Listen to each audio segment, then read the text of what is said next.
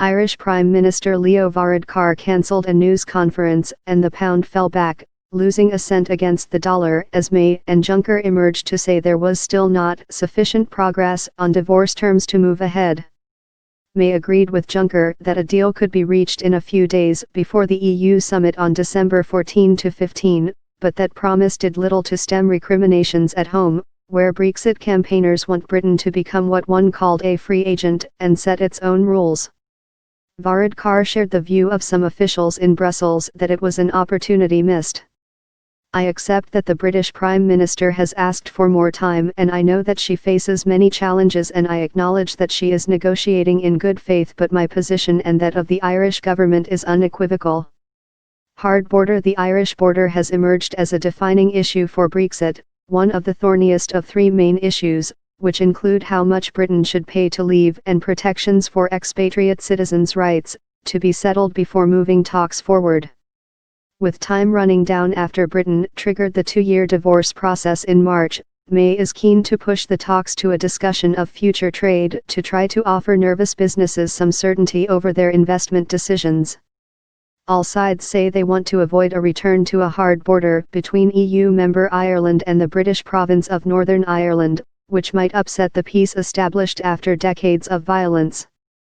But they have found it difficult to find the right wording on guaranteeing the unguarded border as set out in the 1998 Good Friday Peace Agreement that will suit all sides. Dependent on the support of lawmakers in the DUP for a majority in Parliament, May must keep them on board and has repeated that she wants to maintain the economic integrity of the United Kingdom in any Brexit deal. A DUP source said the party's leader, Arlene Foster, had spoken to May while she was in Brussels.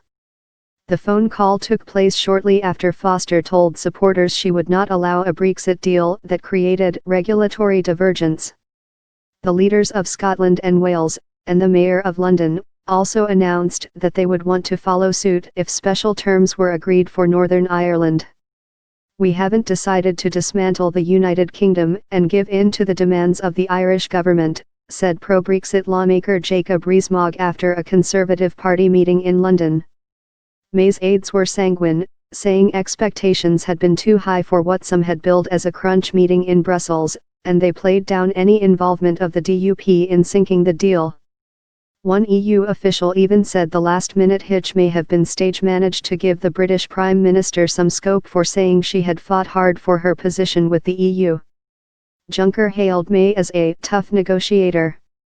May added, "We will reconvene before the end of the week and I am also confident that we will conclude this positively." But European Council President Donald Tusk, who met May and who will chair next week's summit in Brussels, said that he had been ready to send draft negotiating guidelines for a free trade pact to EU leaders on Tuesday. "It is now getting very tight, but agreement at December summit is still possible," Tusk tweeted.